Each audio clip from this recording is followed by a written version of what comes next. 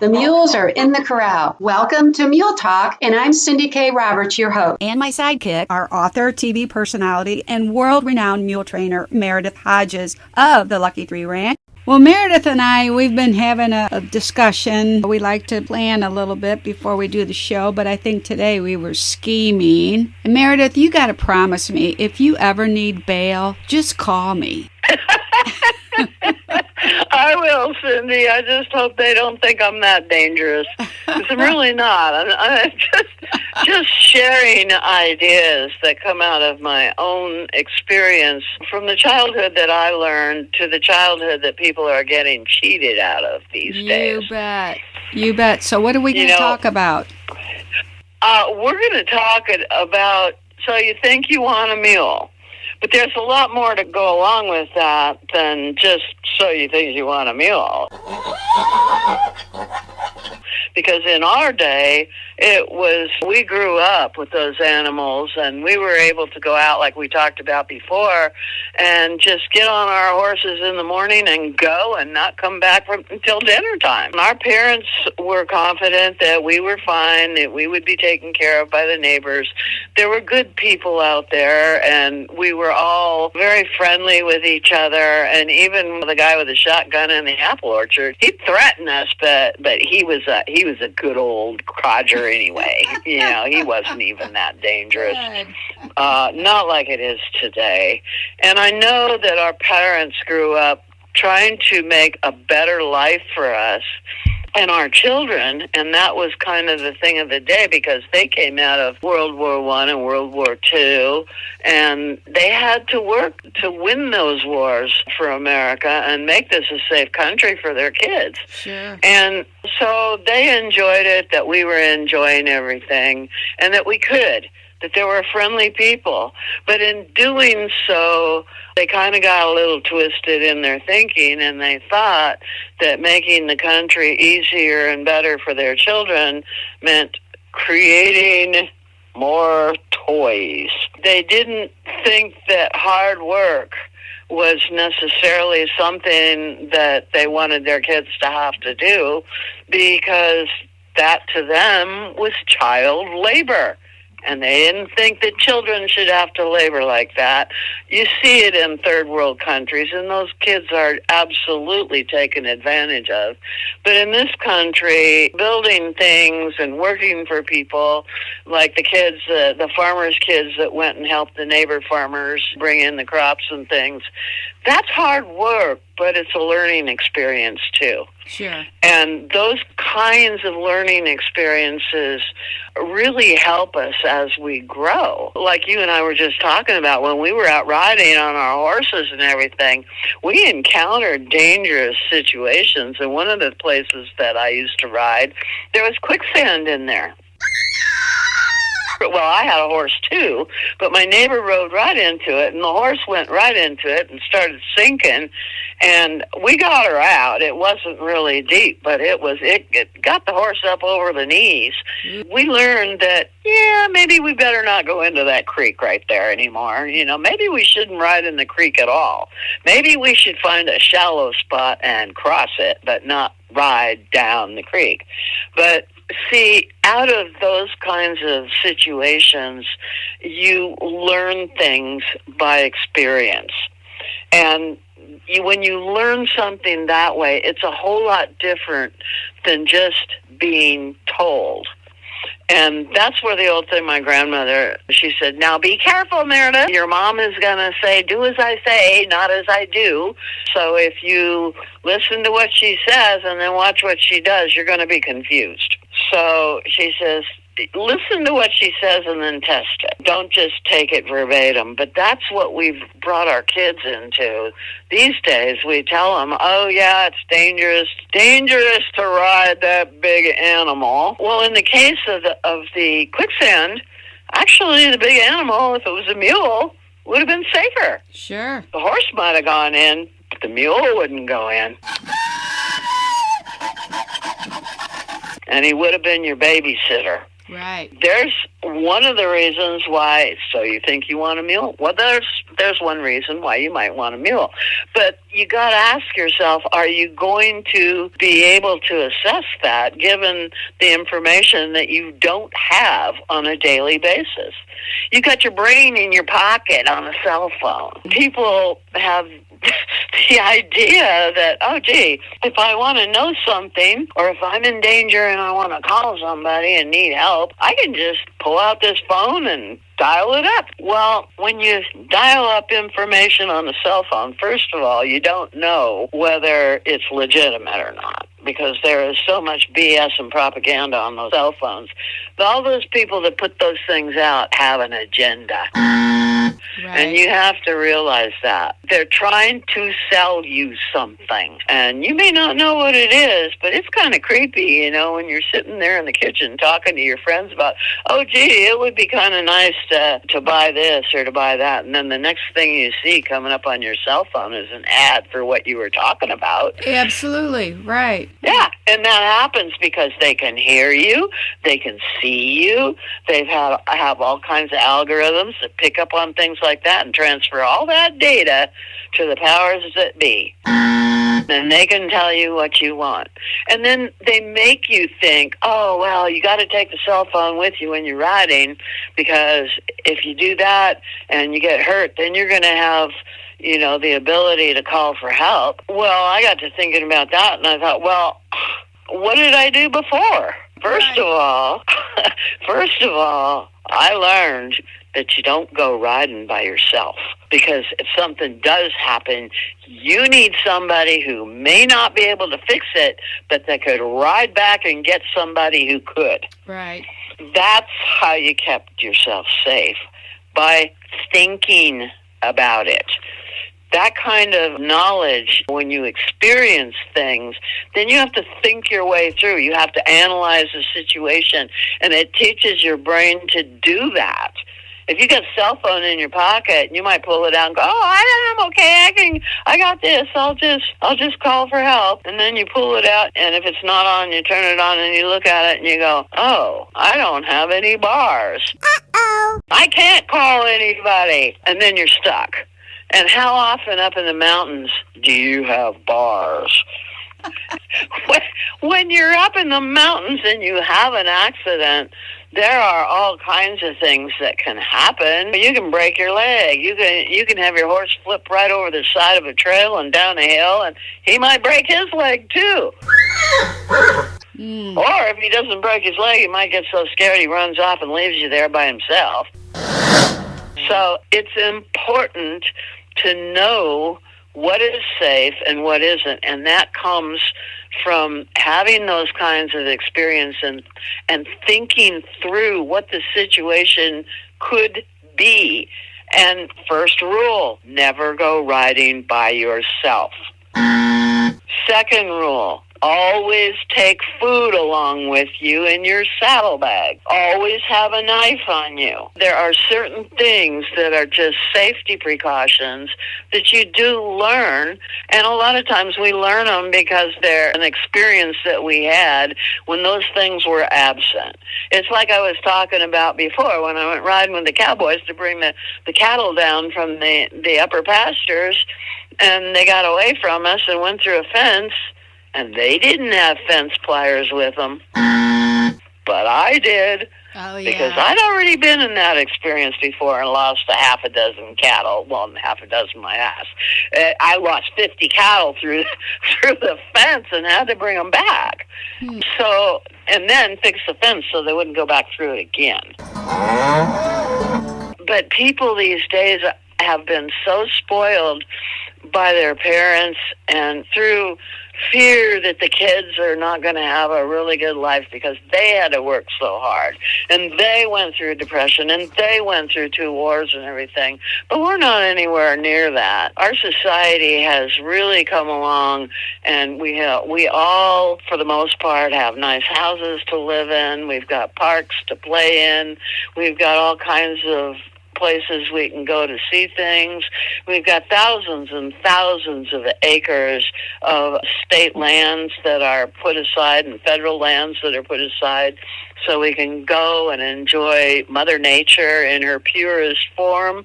We've got the wild horses running out there that we can go see, and if we just respect them, they'll be there for a really long time. And those kinds of experiences, I think, are why we like to go riding. Sure. Those open, beautiful places we can go with our friends, and it's so quiet and it's so peaceful, and it gives you a chance to shut down from all the noise and the chaos that our society has built in their exuberation for building new toys, and they build new buildings, and they want people to have a place to live and everything. But when they design these places in these big cities, they don't do it in a way that's compatible with Mother Nature, and then they wonder why it floods, why the buildings fall down in a hurricane, all this. Right. And all it is faulty design to start with, and then trying to cheap out on materials that they use so that they can have a really good profit margin. Their focus is on the money and not on the beauty of what we can do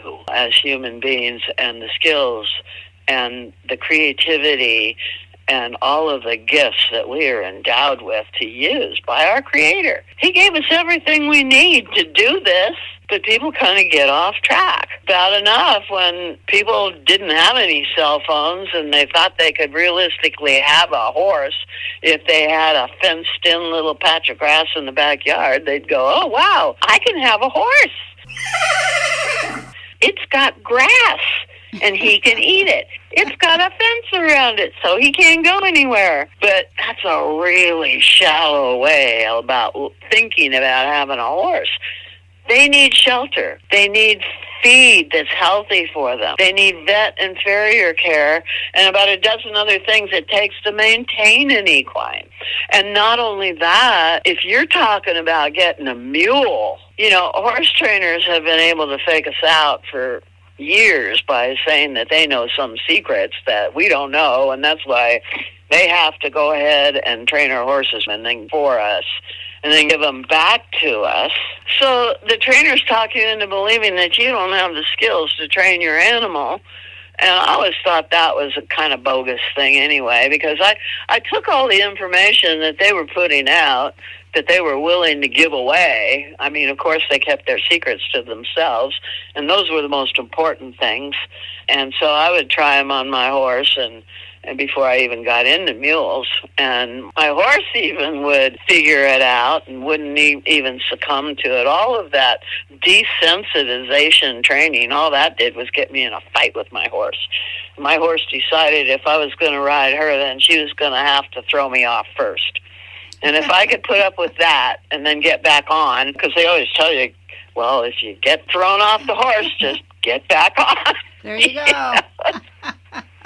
So that's what I did, and I learned how not to get hurt, because they also said, well, if you come off that animal, just learn to roll. And Yeah. like, okay, I'll learn to roll.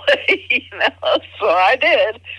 But I found that these horse training techniques didn't work real well with mules.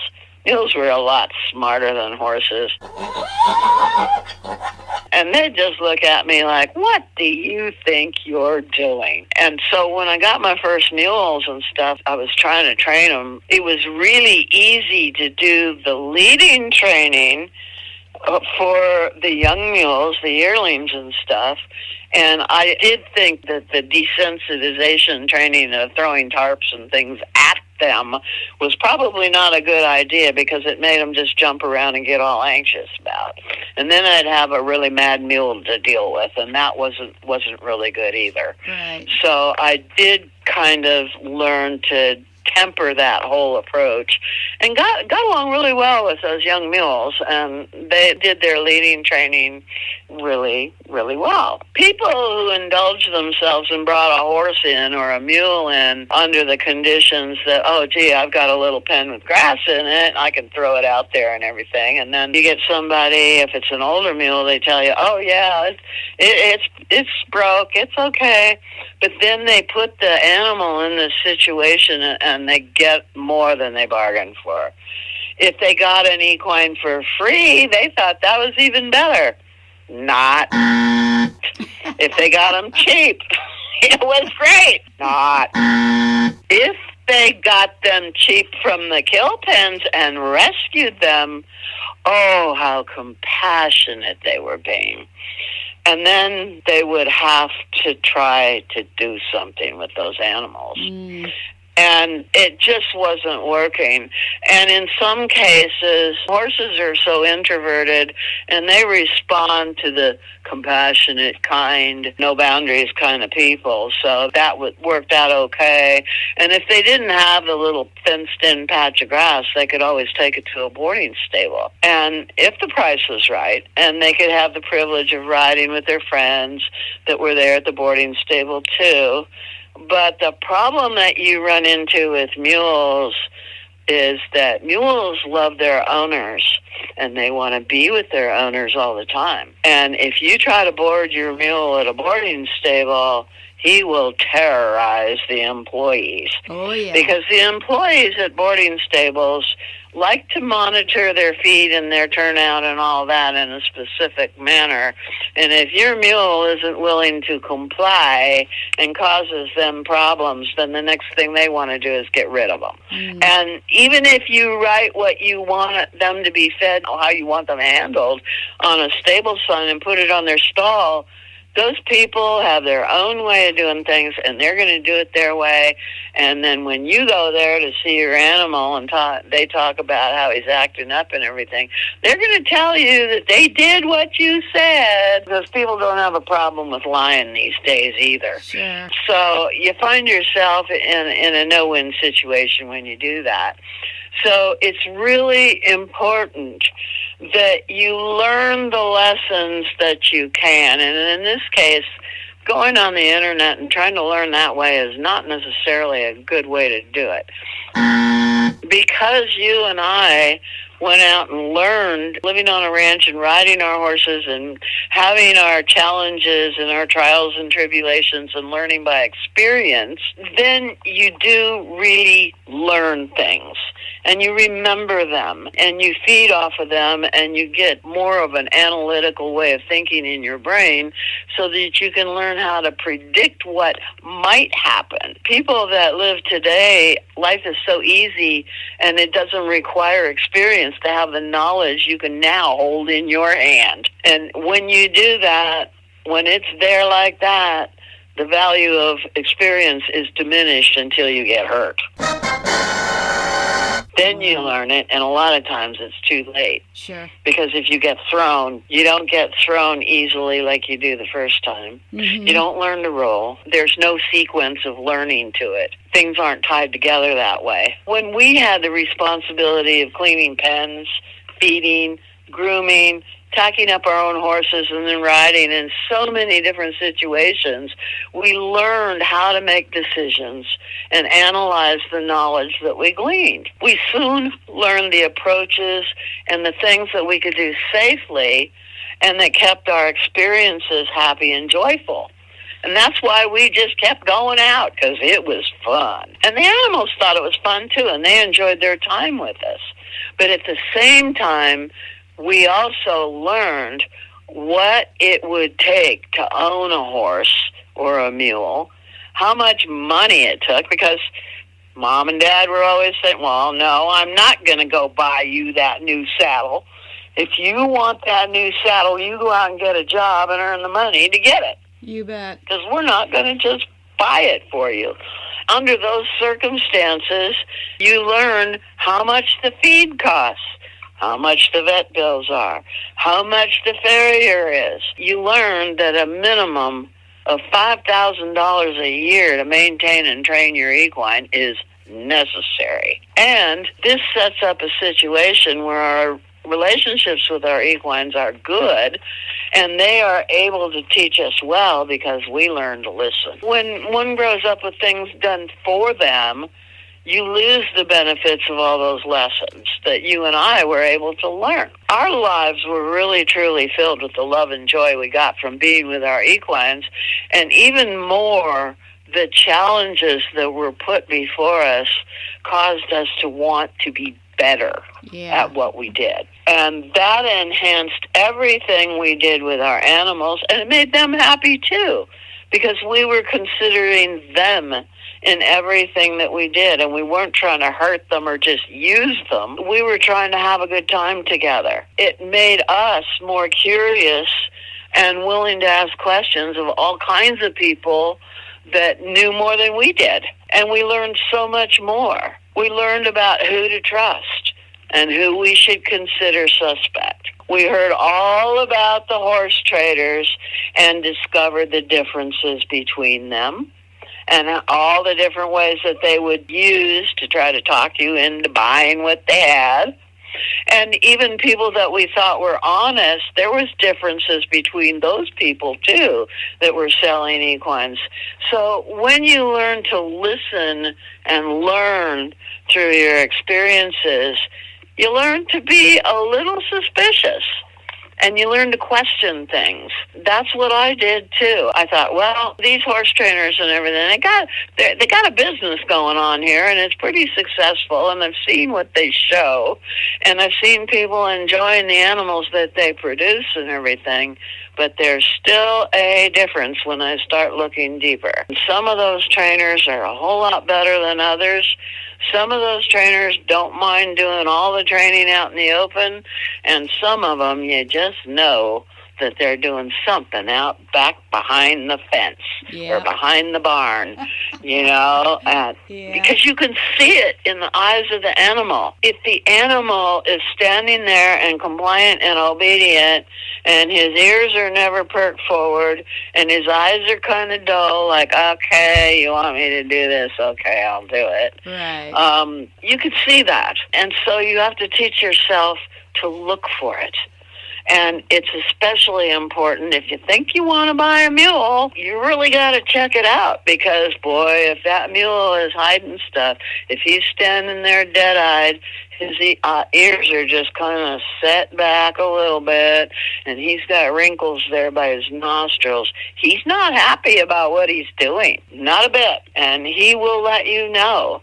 The animal that is happy will let you know. Now, if you do get an animal that you're not compatible with and you want to sell him to somebody, be careful how you do it.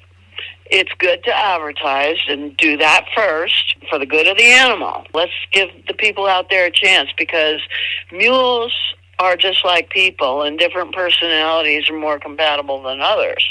A mule that you don't get along with, somebody else might get along with him just fine. Oh, sure. And so it's good to advertise. Good to, when you do advertise the qualities that you've observed in him, but be honest about what his quirks are, too. I tried to do this, but he didn't really like this.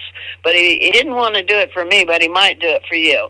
If you take that attitude when you're advertising, it's fine. You're being honest with people, and it might give the right person a chance to take that mule and give him a good home. Now, if you have a situation where you can no longer afford to take care of the animal or the animals that you have, be careful what you do, or it can break your heart. I had an experience when I just was so excited back in the early 80s when I first got this place. I only had 10 acres, but I thought I could fit a lot of animals on 10 acres. And so I did. I did buy a lot of animals. I had 36 animals here, and I had mares that were having babies all over the place, and they weren't necessarily mules. I was having horse babies, too, and, they were so cute. I did the best I could. But this is why I say, if you find yourself in that situation, go ahead and advertise. Advertise in equine publications, and these days you can advertise on the internet, social media, and see if there's any interest there. I came down to the last resort because I had too many animals, and the last resort is putting them in an auction. And if you decide to do that, beware. Little naive little me didn't realize that you might get stopped with your truck and trailer in the parking lot at the auction, and a dealer that offers to take them off your hands right there. And you go, oh, goody, I don't have to fill out the paperwork. I don't have to take them into the auction. I don't have to be here for hours waiting for them to sell. Here's this guy in a parking lot. I'm tight for cash. I'm looking for convenience. And I thought it was a great deal. But I didn't find out till later that I had sold my animals to a killer buyer. And it broke my heart. 4 of my horses went to a killer buyer. And to this day, I could kick myself for being so stupid. Yeah. But this is why it is so important that you do your research when you want to have an animal and you want to have an equine, and when you want to decide whether it's going to be a horse, a donkey, a mule, or a pony. You really need to think it through. Think about what you're going to do with it. Think about what kind of animal you want. When you're looking, don't be afraid to talk to a lot of people, starting with people that you know are good horsemen. If they don't have anything for sale, ask for credible references. They can give them to you. They can say, oh, well, you might want to go talk to Joe Blow here. He's getting older. He's got some animals he wants to sell. He might have something for you. So then you can go and talk to him and see what he thinks. And if he doesn't have any, he might be able to refer you to somebody else. And usually word of mouth is the best way to go, and especially with people that have owned and ridden these animals for years. They'll know what they're selling you, and they can tell you about them. And you can also be a little suspicious and see what the look on their face is while they're telling you this stuff. You can tell whether they're being honest or whether they're not. You can usually find knowledgeable people at shows, at fairs, at exhibitions. But again, you got to be careful of what they tell you, and remember that they want to sell the animal. And they know nothing about your riding ability. In most cases, they don't care. Right. They just want to sell that animal. So, again, look at their face. Read their body language. See if you get a good feeling from them. Don't be afraid to ask, why is this animal being sold? If they seem truly calm and well-trained, are they really well-trained and calm? Or are they drugged? And are they going to be different when you get them home? It wasn't really hard for me to know the difference among trainers in case or need help purchasing your animal. I found that if you're looking for a mule, you want to find a mule person to go look at those animals for you. Let you know the trainer is saying this, but there's a lot of people that fake it till they make it, and they're really good at faking it. And they can put one over on you if you're naive. So this is why you want a professional. And if you're looking for a mule, you need somebody that's a true mule person, somebody that really knows mules. And you can tell that the minute you take that person up to that mule. Because if he's a real mule person and a kind mule person, the mule will walk right up to him and let you handle him and talk to him with body language, verbal language, and all of that. And the trainer will not be too embarrassed to talk mule to the mule. When you talk mule to a mule, a lot of times that encompasses baby talk. And a lot of trainers are way too macho to do that. Those are the trainers you keep away from your mule. Because your mule will not like them. Right. Right? They can read people so easily, and if you're not so arrogant that you can't talk baby talk, 9 times out of 10 they're going to like you. And it's important to know yourself well. Yes. Know who you are and be honest about it. Do you have a quick temper? Because if you do, you probably don't want a mule. You probably want a horse that you can ride shotgun over, and he'll still do what you want him to do. The worst thing is when you try to force a mule to do something and he decides that he knows better than you do, and then you decide to fight with him. That's not a good thing to do. But doing all this research and taking the time to do it will allow you to take into consideration what it's going to take to maintain and get along with all kinds of different animals.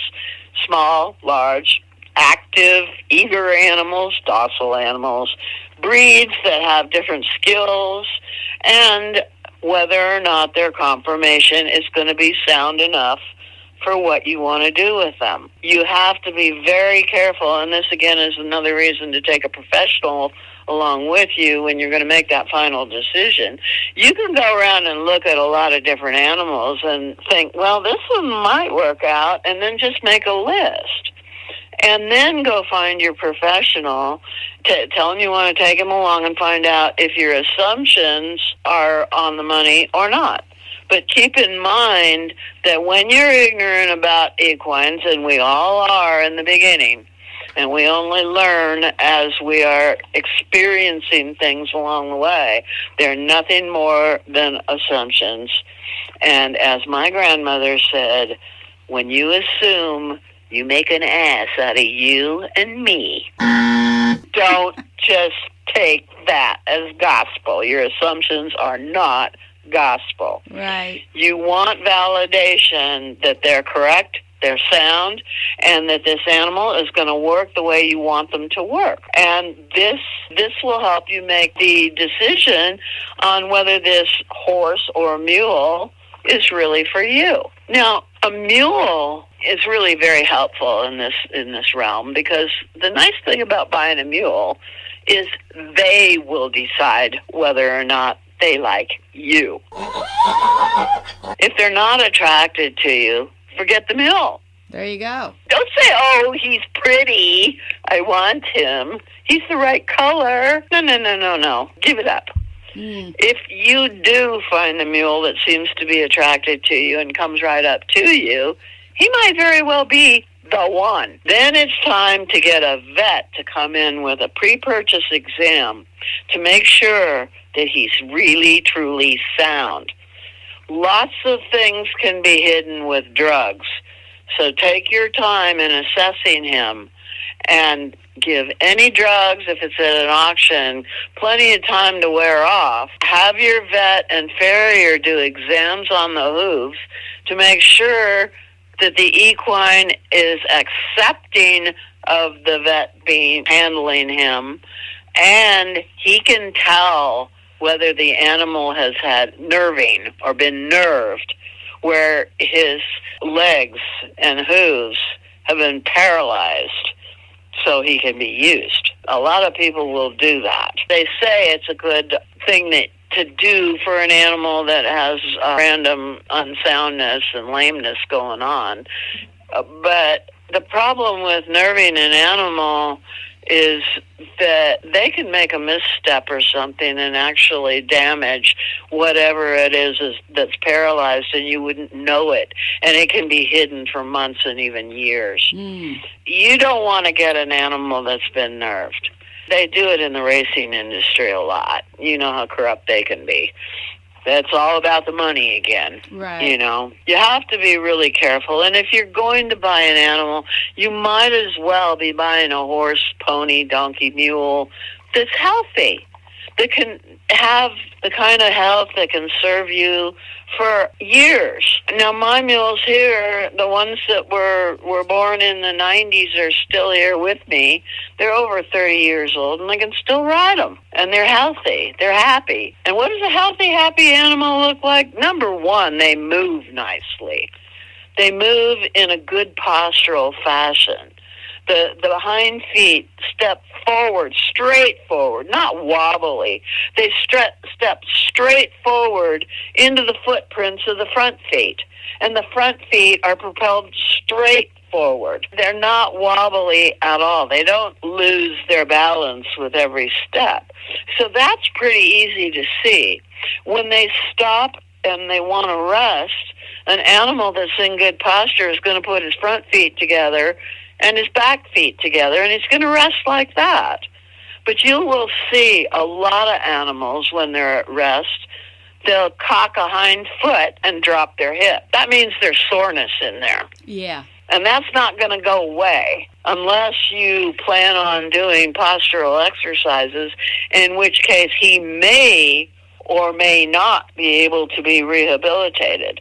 And that brings me to my next suggestion, is that when you do think you found that ideal mule, don't be averse to asking the seller for a trial period, usually for a month, to make sure that things weren't overlooked. This should be clearly stated in the contract between the buyer and the seller, with the stipulations about how things will be handled with the animal to keep him safe in case the seller is concerned about that. But it will also give the buyer the time to do postural exercises and see if you can get rid of that dropping of the hip and the cocking of the foot, or any other things that show up, like having him cowhocked or standing out back or anything. Can you align his posture with these exercises? And generally speaking, my postural exercises will start to show you that within a month. So it's smart to go ahead and make this deal with the seller, that you go ahead and take the animal for a month with the stipulation that if he doesn't turn out to be sound, you can return him and get your money back. Also, you want to assure the buyer that your facility is not going to be injurious to the animal that he's selling to you, and that the animal is going to be properly maintained. He should be able to see what feed you're feeding. What kind of hay are you feeding? Are you feeding moldy hay? Are you trying to sneak that through? Are you going to end up making this animal sick and then trying to return him and get your money back? Because that's not fair. It's also helpful to put in the contract that it's acceptable for the seller to do surprise visits at your ranch if he has any concerns about you at all. And there's another thing. If you expect to hire a trainer and show your mule, be sure to have a clear contract with that trainer about your expectations. Be sure to have a legal power of attorney drawn up in case of accidents that will clearly state how the animal is to be handled should something happen to you at the show. Showing is not guaranteed that you're going to come out of it in one piece. It's a risk. You need to know that when you're showing your animal, there are risks. And it's not necessarily with your animal. You're going to be showing with other people and other people's animals who may or may not have the experience that you do. You're taking your life in your hands when you ride in or drive into that show ring. And you can only do the best you can do, so there are a lot of rules that apply, like making sure that you space your animal in a show ring and give him plenty of space between the other animals, so that when the judge asks you to trot or extend the trot in riding or driving and canter, that you have plenty of room to do it without running up the back of somebody else. And if you have to, you go to the inside or to the rail, whatever is open. Learn the rules of showing to keep you and your animals safe. And I cannot stress enough how important it is that you don't let anyone else ride your animal. You bet. I let a reining trainer, because I wanted to win in reining, ride my animal, and he won the reining all right. But I spent the next 15 years teaching my animal not to run away with me when he made a mistake, because that's what the other guy did. Right. And these mules, I'm not knocking the trainer. He was an extraordinary trainer. Sure. That's why I hired him. That's why they won. But Sonny was a mule, and I didn't know back then that Sonny would take that personally like he did. Sure. I was fortunate enough to make the decision to go ahead and hire a dressage instructor and start over. with this dressage instructor. And I rode with her for 10 years, and for 10 years, it took us 10 years to get him to stop running off every time he made a mistake. And even then, she got real confident. The first time she tried riding him, he ran off, and she didn't like it. So every time she'd tell me, she'd say, well, now I want you and Sonny to try to do this. And then she would say, no, Meredith, not that way. And I go, but I can't. No whining, she'd say. And then I'd say, well, why don't you show me? No, I think I'll wait for you to do it. Because she didn't want to get run off with again. And so we waited for 10 years, and then finally we were doing a dressage test in an open pasture. She said, no, Meredith, that's not the way I want you to do the shoulder in. Now, you have to do it this way. It's a 3-track movement, and he has to keep his body flexed and rounded, and he has to flex all the way from his pole to his tail and back again. I said, well, will you show me? And she goes, well, you know what? Maybe I will. It's been a long time. I'll go ahead and show you. So she gets on him, and that little sucker, he made a mistake. She tried to correct it. He ran out of the dressage arena and all the way back to the gate. And when I caught up to her, she goes, I'm never riding this guy again. You can use whatever you want. If you need your draw reins, I get it. So you do what you want, and I'll try to explain in a more clear fashion, and I'll get you guys to do it. It may take longer, but we got all the time in the world, right? And I said, well, my mule thinks so.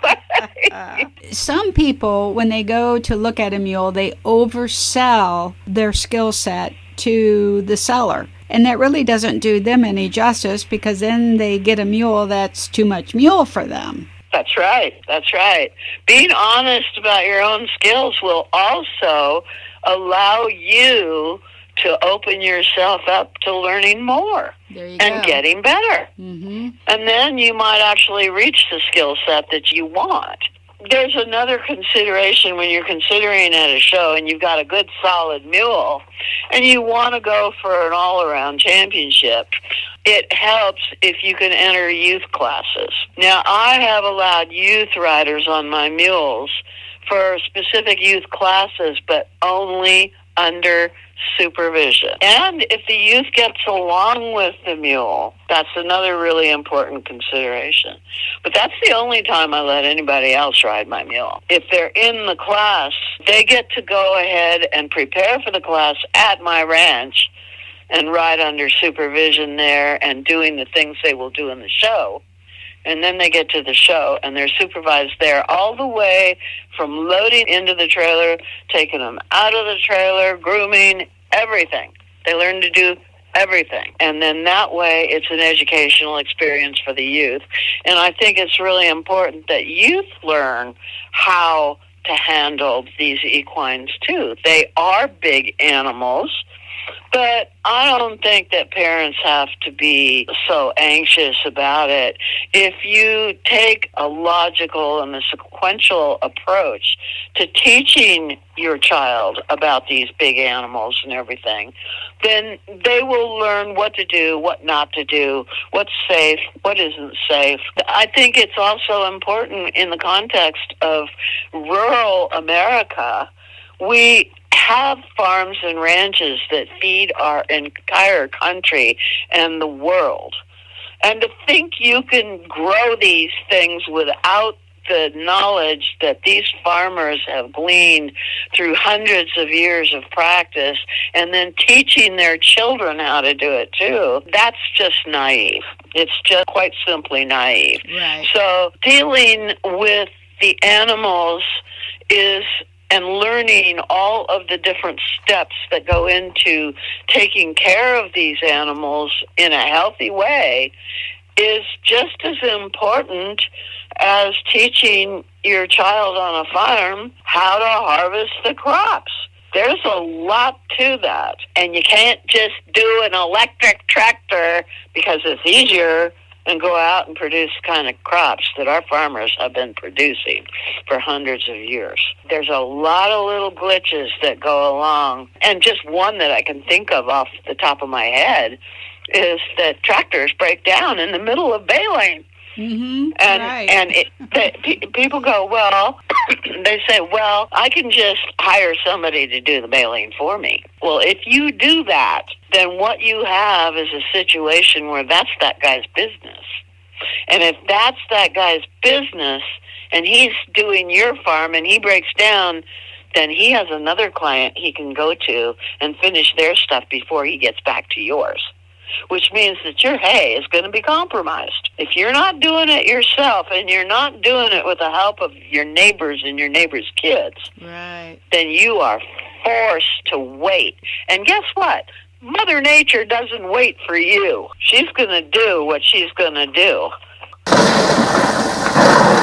The best case scenario is to have a plan to do things with your neighbors.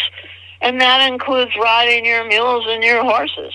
The kids learn to train together. If they're all going to be in 4-H and they're going to be showing at the show, they can get together and do training together. And they all learn from each other that way. And then the parents can supervise. They can be the trainers. And if they don't have confidence in their own skills, then they can go and confer with trainers and get those skills. Don't give your kid to a trainer and then not be there to see what's going on. right. Learn what people have to teach you, because people in this world have unbelievable gifts that God has given them to teach other people how to do things. That's why we're here, is to learn from each other. It's fun to do that. You bet. It's inspiring to do that. And it makes our kids and our mules really, really happy. And the relationships that spring from this kind of an interaction are unbelievably joyous and rewarding. So I'm going to tell you all right now, do it this way and have your happy trails. And if you need more information about buying and selling equines, I suggest people purchase your book, Cindy, on how to buy a mule and not get screwed. It's an excellent resource for this kind of information. And if you want to know as much as you can about long ears in general, take a look at the books and videos that I have available both in the store and the free information I have under training on my website at lucky3ranch.com. So there is no excuse not to do the research that you can about everything there is to do with buying a mule or buying a horse. You got your book, and I've got my books and videos, and we've got all kinds of things. We've both got our websites that can steer people in the right direction. everycowgirlsdream.com, lucky3ranch.com. There is no excuse not to educate yourself before you buy a mule or a horse. Oh, yeah. Very well said. Well, you know, it's just like what I was saying here in this interview. You learn things by talking to other people, and in this case, it's you and me talking to each other. Sure. But then it inspires you to get better. And aren't we getting better? Oh, yeah. Yeah, absolutely. And my mule benefits from it, too, because I've learned a lot more since we've been talking, so... Well, and mine too. I don't think learning ever stops. Sure, that's right. You know, right. And then I get to go out there and see all those happy faces with bright eyes and perked ears, and everybody's lined up at the fence saying, "Take me." Well, Meredith, I think it's lunchtime. We need to pack it up and go eat some lunch, and then we will talk later. Sounds perfect. Well, you have a grand week. Oh, you too, Meredith. Gotta go. My mule is looking for me.